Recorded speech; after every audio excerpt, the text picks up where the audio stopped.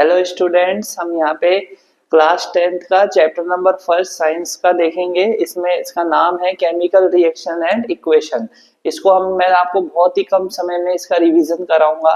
देखो, इसमें सबसे पहले अपन को ये जानना जरूरी है कि केमिकल रिएक्शंस क्या होती है। तो केमिकल रिएक्शन क्या होती है? केमिकल चेंज को ही केमिकल रिएक्शन बोलते हैं। जैसे हम बोलेंगे द सब्सटेंस, जिस ऐसा substance which undergoes chemical change, जिसके अंदर क्या होगा, केमिकल चेंज होगा, तो वो क्या कहलाएगी, chemical reaction is called chemical reaction. उसी को हम क्या कहते हैं, केमिकल रिएक्शन कहते हैं। नेक्स्ट आता है, हम बात करें केमिकल इक्वेशंस क्या होती है। केमिकल इक्वेशंस होती है जो हम केमिकल रिएक्शंस को हम क्या कर दे, सिंबल्स के रूप में रिप्रेजेंट कर दे। तो chemical equation, chemical reaction represents as a symbol, उसको अपन क्या बोलते हैं, केमिकल इक्वेशंस बोलते हैं। ठीक है। अब जैसे मान के चलो, जैसे मैंने एक केमिकल रिएक्शन थी कि अपन ने किसी कार्बन को जलाया और उससे क्या हुआ, CO2 प्रोड्यूस हुआ, और हमने इसको सिंबल्स में लिख दिया C+O2 CO2, तो ये क्या हो गई, केमिकल इक्वेशन हो गई। देखो, इसके बाद क्या होता है, दो तरीके की केमिकल इक्वेशन होती है। एक तो स्केलेटल होती है। अब स्केलेटल केमिकल इक्वेशन क्या होती है, जो अनबैलेंस केमिकल इक्वेशन है उसी को हम स्केलेटल केमिकल इक्वेशन बोलते हैं। नेक्स्ट देन आता है इसके बाद बैलेंस केमिकल इक्वेशन। अब बैलेंस केमिकल इक्वेशन क्या होती है, हम जो कोई भी केमिकल इक्वेशन है उसके अंदर क्या करते हैं, रिएक्टेंट के जो नंबर्स हैं वो क्या होने चाहिए, हमेशा प्रोडक्ट के नंबर्स के इक्वल होने चाहिए। यानी कि जो number of atom present in reactant है वो हमेशा क्या होना चाहिए, always equal to the number of atom present in product. तो इसको हम क्या बोलते हैं, बैलेंस रिएक्शन बोलते हैं। अब देखो, हम ये बैलेंस करते क्यों है। बैलेंस करने का एक छोटा सा रीजन है, law of conservation of mass. किस कारण से करते हैं, law of conservation of mass. अब देखो ये क्या होता है, इसके अकॉर्डिंग देखो हम ये बात बताते हैं कि अकॉर्डिंग टू दिस लॉ, इस लॉ के अकॉर्डिंग क्या है, मास can neither be created nor be destroyed. आप सभी मेरे साथ बोलो, mass neither be created nor be destroyed. यानी कि मास को ना तो बनाया जा सकता है और ना ही नष्ट किया जा सकता है इन केमिकल रिएक्शन। तो कुल मिला के दोनों तरफ जो भी अपना एलिमेंट है या एटम है उसका मास सेम रहेगा। इस कारण से हम इसको क्या करते हैं, बैलेंस करते हैं। अब जो केमिकल रिएक्शन है उसको बैलेंस करने का मेथड क्या होता है, उसका नाम होता है हिट एंड ट्रायल मेथड। ये आपसे क्वेश्चन पूछा जा सकता है कि किस मेथड से हम लोग क्या करते हैं, बैलेंस करते हैं। तो हम हिट एंड ट्रायल मेथड से इसको बैलेंस करते हैं। जैसे मैं आपको एक छोटा सा एग्जांपल बताता हूँ। जैसे हमने एक इक्वेशन ली N2 + H2 और एक गिव्स हमको मिल गया NH3। ये एक स्केलेटल केमिकल इक्वेशन है बिकॉज ये अनबैलेंस है। इसको बैलेंस कैसे करना है, हमको काउंटिंग करनी है नाइट्रोजन की। देखो, यहाँ पे नाइट्रोजन 2 है, यहाँ पर कितने हैं, 1 ही है। तो हम क्या करेंगे, इधर इसके आगे 2 लगा देंगे। तो इससे क्या हो जाएगा, दोनों तरफ नाइट्रोजन 2 हो जाएंगे। अब हाइड्रोजन देखो, यहाँ पर 2 है, यहाँ पे 2 3 जा 6, इनको मल्टीप्लाई करते हैं तो यहाँ 6 है। तो इसको 6 बनाने के लिए हम क्या करते हैं, इसके आगे 3 से मल्टीप्लाई कर देते हैं, तो यहाँ हाइड्रोजन भी 6 हो जाएगी और ये भी 6 हो जाएगी। तो इस तरीके से हम क्या कर सकते हैं, अब देखो दोनों को काउंट कर लो एक बार चेक करने के लिए। नाइट्रोजन 2, यहाँ पर भी 2, हाइड्रोजन 3 2 जा 6 और यहाँ पे भी 2 3 जा 6। तो दोनों जगह इक्वल होने पर क्या हो जाती है, इक्वेशन बैलेंस हो जाती है। एंड देन इसके बाद देखो, हमको कुछ है ना केमिकल फॉर्मूलों के बारे में जानकारी होनी चाहिए जिससे हम केमिकल इक्वेशन को लिख सके, जो आपके लिए बहुत जरूरी है। जैसे हमको पोटेशियम सल्फेट का फॉर्मूला आना चाहिए, जो कि क्या होता है, K2SO4। क्योंकि अपने एनसीईआरटी में कुछ क्वेश्चन दे रखे हैं जिनमें हमको नाम से क्या होता है कि हमको उनके फॉर्मूले लिखने पड़ते हैं। जैसे बेरियम क्लोराइड हो गया BaCl2, बेरियम सल्फेट हो गया BaSO4, पोटेशियम आयोडाइड हो गया Ki। पोटेशियम आयोडाइड क्या होता है, Ki। एल्यूमिनियम सल्फेट हो गया Al2SO4 का होल थ्राइस। कार्बन डाइऑक्साइड अपन जानते हैं CO2, वाटर अपन जानते हैं H2O, अमोनिया क्या होता है NH3। इसके अलावा देखो हमारे पास क्या क्या आएगा, जिंक कार्बोनेट हो गया, कैल्शियम कार्बोनेट हो गया, कैल्शियम ऑक्साइड हो गया। ठीक है, इस तरीके से पोटेशियम हाइड्रोक्साइड हो गया, सल्फ्यूरिक एसिड हो गया H2SO4, और सोडियम हाइड्रोक्साइड क्या होता है NaOH, calcium carbonate CaCO3, calcium oxide CaO। हमको ये फॉर्मूलों के क्या आने चाहिए, हमको इनके सिंबल्स लिखने आने चाहिए। ठीक है, तो ये बहुत इजी होते हैं। ठीक है, इसको हम आराम से याद कर सकते हैं कि किसका सिंबल क्या होता है, और फिर हम क्या कर सकते हैं, दोनों तरफ काउंट करके बैलेंस कर सकते हैं। एंड देन इसके बाद इसके अंदर टॉपिक आता है types of reaction. Types of reaction में पहला आता है कॉम्बिनेशन रिएक्शन। कॉम्बिनेशन रिएक्शन क्या होती है, देखो देखो कॉम्बिनेशन रिएक्शन होती है, इसमें टू क्या होते हैं, हमारे टू रिएक्टेंट कंबाइन होते हैं एंड फॉर्म वन प्रोडक्ट। जैसे कि मान के चलो एक रिएक्टेंट ए है, दूसरा बी है, और ये क्या बना ले, ए बी बना ले। जैसे कि अभी मैंने रिएक्शन लिखी थी C+O2CO2, तो ये क्या है, कॉम्बिनेशन रिएक्शन है। कॉम्बिनेशन क्या होगा, हम क्या बोलेंगे, two reactant combine and form one product is called combination reaction. फिर इसके बाद आती है देखो डीकम्पोजिशन। तो डीकम्पोजिशन रिएक्शन क्या होती है, ऐसी रिएक्शन, देखो ये कॉम्बिनेशन की क्या है, अपोजिट है। क्यों अपोजिट है, इसमें क्या होता है, वन रिएक्टेंट, एक रिएक्टेंट ब्रेक हो जाता है into two and more product, दो या दो से ज्यादा प्रोडक्ट में ब्रेक हो जाएगा। इसको डीकम्पोजिशन रिएक्शन कहते हैं। इसके थ्री टाइप्स होते हैं। पहला होता है थर्मल डीकम्पोजिशन। अब थर्मल डीकम्पोजिशन क्या होगा, कि the reaction in which reactant are break down with the help of heat. मतलब क्या हो जाए, हीट से, यदि थर्मल का मतलब होता है हीट, यदि हीट के जरिए क्या हो जाए, रिएक्टेंट ब्रेक डाउन हो जाता है, तो हम ये बोलेंगे the reaction in which substance या reactant is break down, reactant break down हो जाएगा, ठीक है ना, due to the heat, heat के कारण, तो उसको थर्मल डीकम्पोजिशन कहेंगे। जैसे CaCO3, ये क्या होता है, हीट देने पे CaO और CO2 में ब्रेक हो जाता है। इसके बाद देखो नेक्स्ट आती है इसके अंदर इलेक्ट्रोलाइसिस या इलेक्ट्रिकल डीकम्पोजिशन।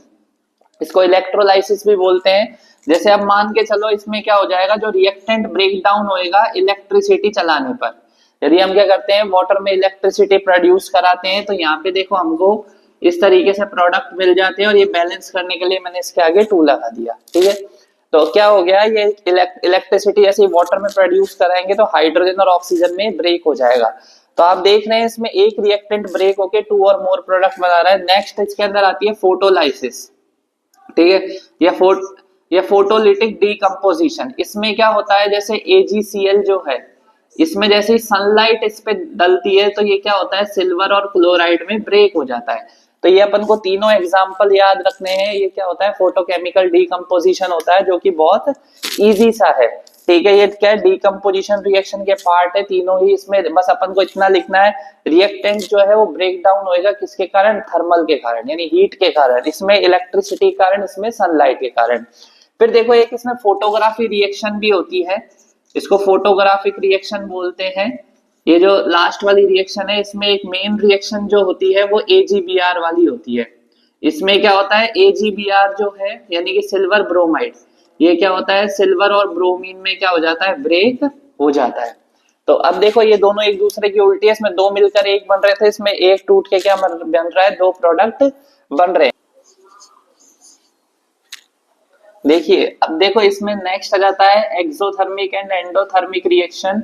तो एक्सो और एंडोथर्मिक रिएक्शन क्या होती है, देखो एक्सो का मतलब होता है, एक्स का मतलब एग्जिट, जिसमें हीट रिलीज होगी। तो हम ये बोलेंगे the reaction in which heat is release, जिसमें हीट क्या होती है, रिलीज होती है, मतलब बाहर निकल जाती है, उसको हम क्या बोलते हैं, एक्सोथर्मिक, क्योंकि एग्जिट का मतलब होता है बाहर निकलना। तो देखो इसका एग्जाम्पल क्या है, इसका एग्जाम्पल है जो हम रेस्पिरेशन करते हैं, वो क्या होती है, एक तरीके की एक्सोथर्मिक रिएक्शन है। बिकॉज हम लोग जो भी हम खाना, हमको जो एनर्जी मिलती है, we get energy from the food, हमको फूड यानी खाने से मिलती है।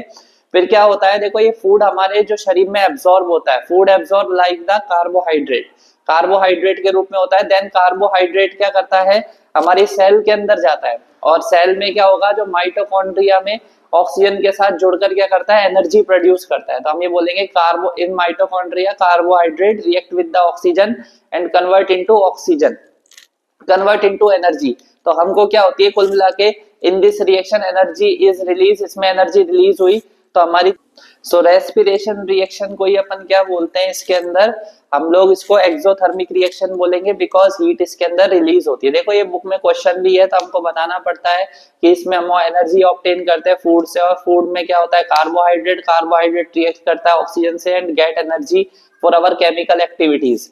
तो इस कारण से इसको अपन क्या बोलते हैं, एक्सोथर्मिक रिएक्शन कहते हैं। एंडोथर्मिक क्या होगी, देखो एंडोथर्मिक रिएक्शन होती है यदि क्या होगा, अगर हीट एब्जॉर्ब होगी, the reaction in which heat is absorb ठीक है ना। यदि हीट क्या होती है, अवशोषित या एब्जॉर्ब होती है, ली जाती है, तो उसको हम एंडोथर्मिक रिएक्शन कहते हैं। जैसे 2N2 प्लस O2 और ये क्या बन गया 2NO, ये क्या होता है एंडोथर्मिक रिएक्शन होती है। इसमें नाइट्रोजन और ऑक्सीजन आपस में जुड़ के क्या बना रहे हैं, 2 नाइट्रोजन ऑक्साइड बना रहे हैं, तो इसको ये क्या है, एक एंडोथर्मिक रिएक्शन है। नेक्स्ट देखो इसके अंदर जो चौथा नंबर आता है अपना, वो आता है इसके अंदर डिस्प्लेसमेंट रिएक्शन। अब देखो डिस्प्लेसमेंट रिएक्शन क्या होती है, डिस्प्लेसमेंट रिएक्शन दो टाइप की होगी, एक तो सिंगल डिस्प्लेसमेंट। अब सिंगल डिस्प्लेसमेंट में क्या होगा, देखो मोर रिएक्टिव मेटल डिस्प्लेस कर देगी लेस रिएक्टिव मेटल को फ्रॉम इट्स कंपाउंड, तो हम बोलेंगे more reactive metal displaces the less reactive metal from its compound, इसको बोलेंगे सिंगल डिस्प्लेसमेंट रिएक्शन। जैसे कि मान चलो Zn जो है वो कॉपर सल्फेट से रिएक्ट करता है, तो Zn क्या ज्यादा रिएक्टिव है कॉपर से। अब ये क्या करता है, कॉपर को अपनी जगह से हटा देगा और जिंक सल्फेट बना लेगा और कॉपर क्या हो जाएगा, अलग हो जाएगा। अब देखो इसने क्या करा, जिंक ने इस कॉपर को यहाँ से डिस्प्लेस कर दिया, तो इसको हम बोलेंगे सिंगल डिस्प्लेसमेंट। एक होती है डबल डिस्प्लेसमेंट। डबल डिस्प्लेसमेंट क्या होती है, देखो डबल डिस्प्लेसमेंट रिएक्शन होगी जिसके अंदर ग्रुप ऑफ एटम या आयंस वो क्या हो जाते हैं, दोनों रिप्लेस हो जाते हैं ईच अदर। तो the reaction in which group of atoms और आयंस, ठीक है, रिप्लेस ईच अदर, तो वो रिप्लेस हो जाए तो उसको अपन क्या बोलते हैं, डबल डिस्प्लेसमेंट रिएक्शन। जैसे कि मैंने बताऊं आपको Na2SO4 और अपन ने लिया BaCl2, तो देखो ये क्या करेगा, इसमें एक तो हमको मिल जाएगा इसके अंदर 2NaCl और BaSO4, ठीक है। अब इसमें क्या हुआ, देखो ये सोडियम ने इसका क्लोराइड ले लिया, तो बेरियम ने इसका सल्फेट ले लिया, इसमें दोनों ने एक दूसरे के आयंस को ले लिए, तो ये क्या हो जाती है, डबल डिस्प्लेसमेंट रिएक्शन। तो मैंने आपको यही बताया ऐसी रिएक्शन जिसमें ग्रुप ऑफ एटम और आयन क्या हो जाते हैं, डिस्प्लेस ईच अदर या रिप्लेस ईच अदर, एक दूसरे को रिप्लेस कर दे, तो उसको अपन क्या बोलते हैं, डबल डिस्प्लेसमेंट रिएक्शन बोलते हैं। देन इसके बाद देखो अपने पास आती है ऑक्सीडेशन और रिडक्शन रिएक्शन। देखो ऑक्सीडेशन और रिडक्शन बहुत आसान है। ऑक्सीडेशन और रिडक्शन क्या होती है, देखो नाम ही इसका ऑक्सीडेशन है। यदि क्या होगा, ऑक्सीजन ऐड होगी तो वो तो क्या कहलाएगी, वो ऑक्सीडेशन रिएक्शन कहलाएगी। तो the reaction in which oxygen is add, यदि ऑक्सीजन क्या होती है, ऐड होती है, तो वो ऑक्सीडेशन है। यदि ऑक्सीजन क्या होती है, निकल जाती है, तो वो रिडक्शन है। निकलने का मतलब माइनस हमने करा। फिर देखो यदि हाइड्रोजन इसमें से रिमूव होती है और हाइड्रोजन यदि इसमें जुड़ जाती है, यदि इसमें से रिमूव होगी तो वो ऑक्सीडेशन, और यदि क्या होगी उसमें ऐड हो जाएगी, ऐड ऑफ हाइड्रोजन क्या हो जाता है, रिडक्शन रिएक्शन कहलाती है। फिर देखो अगर इसमें से क्या होंगे, इलेक्ट्रॉन्स रिमूव हो जाएंगे तो वो कहलाएगा ऑक्सीडेशन, और यदि इलेक्ट्रॉन्स क्या हो जाएंगे, इसके अंदर जुड़ जाएंगे, तो वो क्या कहलाएगी, रिडक्शन रिएक्शन कहलाएगी। अब देखो इसके बाद नेक्स्ट आती है अपनी रेडॉक्स रिएक्शन। रेडॉक्स रिएक्शन क्या होती है, देखो ऐसी रिएक्शन जिसमें ऑक्सीडेशन और रिडक्शन दोनों ही हो जाए एक समय पर, तो हम ये बोलेंगे the reaction in which oxidation and reduction take place simultaneously. Simultaneously का मतलब होता है एक ही टाइम पर ऑक्सीडेशन और रिडक्शन हो जाए, तो उसको अपन क्या बोलेंगे, रेडॉक्स रिएक्शन। जैसे Cu प्लस H2O, हमने ये रिएक्शन ली तो ये बना रहा है CuO प्लस H2। तो यहाँ पे देखो Cu ने क्या करा, ऑक्सीजन ले लिया, तो इसका तो क्या हो गया, ऑक्सीडेशन, क्योंकि इसमें ऑक्सीडेशन हो गया, क्योंकि इसने ऑक्सीजन ले ली, और इसका क्या हो गया, रिडक्शन हो गया, क्योंकि इसमें से ऑक्सीजन हट गई और ये H2 में बदल गया। तो देखो इसमें ऑक्सीडेशन रिडक्शन दोनों हो रहा है, तो इसको हम क्या कहेंगे, रेडॉक्स रिएक्शन कहते हैं। नेक्स्ट इसमें टॉपिक आता है हमारा कोरोजन। देखो कोरोजन क्या होता है, देखो कोरोजन होता है कि अगर हमारी जो मेटल्स है, आपने देखा होगा जैसे लोहे पर जंग लग जाती है तो मेटल्स आर ईटन अवे।